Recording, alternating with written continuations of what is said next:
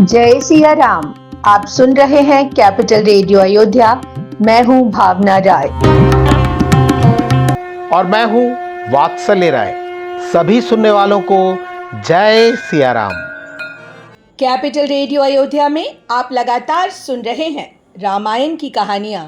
रामायण का अर्थ है राम का अयन, यानी भगवान श्री राम की यात्रा। ये वो यात्रा पथ है जिस पर बढ़ते हुए राजकुमार राम मर्यादा पुरुषोत्तम भगवान हो गए।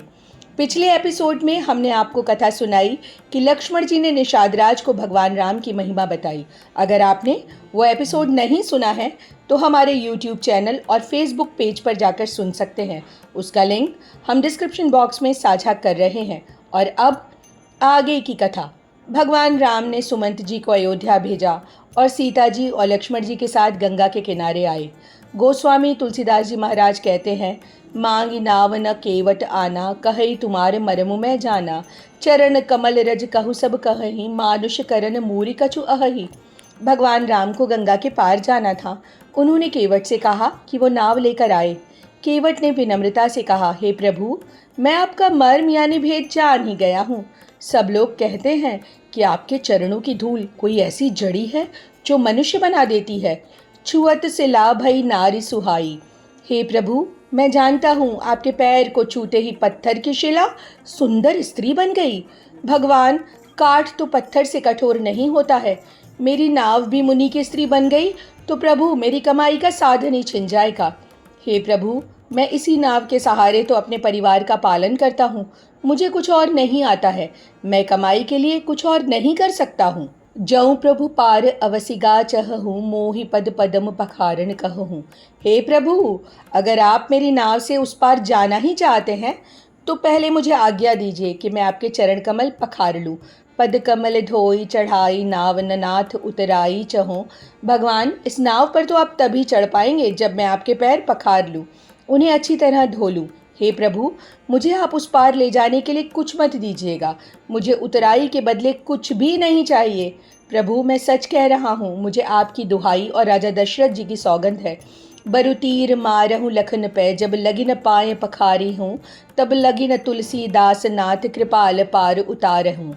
लक्ष्मण थोड़े क्रोधित दिखने लगे थे। केवट ने उसे भांपते हुए कहा, हे प्रभु, चाहे लक्ष्मण जी मुझ पर तीर ही चला दें, लेकिन जब तक मैं आपके पाँव नहीं पखार लेता तब तक हे नाथ, मैं आपको ना तो नाव पर चढ़ाऊंगा और ना ही पार उतारूंगा।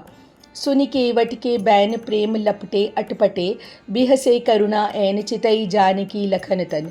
केवट की बातें अटपटी थी, लेकिन उनमें जो प्रेम छिपा था उसे भगवान राम ने पहचान लिया। वो सीता जी और लक्ष्मण जी की ओर देखकर हंस दिए। भगवान ने कहा, सो करु जेहि तव नाव न जाई। हे केवट, आप वही कीजिए जिससे आपको अपनी नाव न गंवानी पड़े। आप जल्दी से जाइए, पानी लाइए, पैर धोइए और हमें उस पार उतार दीजिए। जासु नाम सुमिरत इकबारा, उतरहि नर भव सिंधु अपारा। जिन भगवान राम का नाम कोई एक बार ले ले तो वो भवसागर के पार हो जाता है। सोई कृपाल केवटहि निहोरा, जेहि जुग कीय तिह पगहु ते थोरा। जिन प्रभु ने वामन अवतार में पूरे जगत को 3 पग से छोटा कर दिया था, वही कृपालु प्रभु केवट से विनय कर रहे हैं। माँ गंगा भगवान के पद चिन्ह देखकर हर्षित हो गई, लेकिन भगवान जिस तरह केवट से आग्रह कर रहे हैं उसे देखकर उन्हें भ्रम हुआ।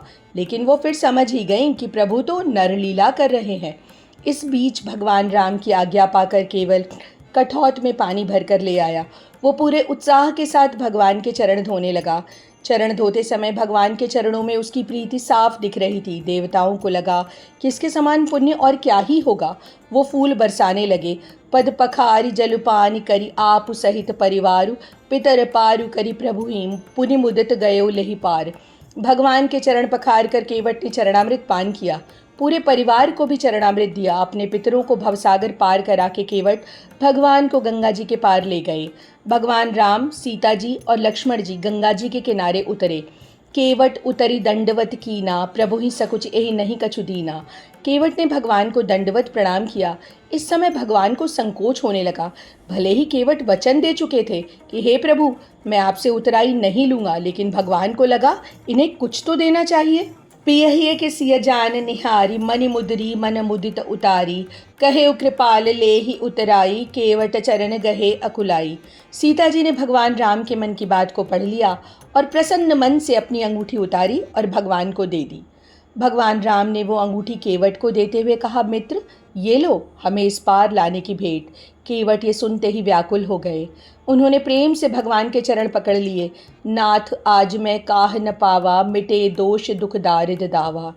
बहुत काल मैं कीन मजूरी आजुदीन विधि बनि बलि भूरी। हे नाथ मुझे आज क्या ही नहीं मिल गया। हे प्रभु मुझे आज तो इतना कुछ मिला है जिससे सिर्फ मेरी दरिद्रता ही नहीं बल्कि दोष और दुख भी मिट गए। भगवान आप जानते हैं मैं जाने कब से मजदूरी किए चला आ रहा हूँ, लेकिन विधाता ने फल मुझे आज ही दिया है। अब कछु नाथ न चाहे ही मोरे। प्रभु मुझ पर आपकी कृपा हो गई, अब मुझे कुछ और चाहिए ही नहीं। जब आप उधर से लौटेंगे और मुझे गंगा पार कराने को कहेंगे तो आप मुझे जो कुछ भी देंगे मैं उसे प्रसाद को सिर माथे रख लूँगा। भगवान राम ने केवट से बहुत आग्रह किया।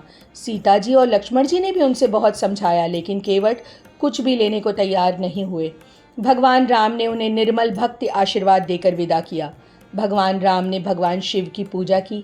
सीता जी ने हाथ जोड़कर माता गंगा की प्रार्थना की।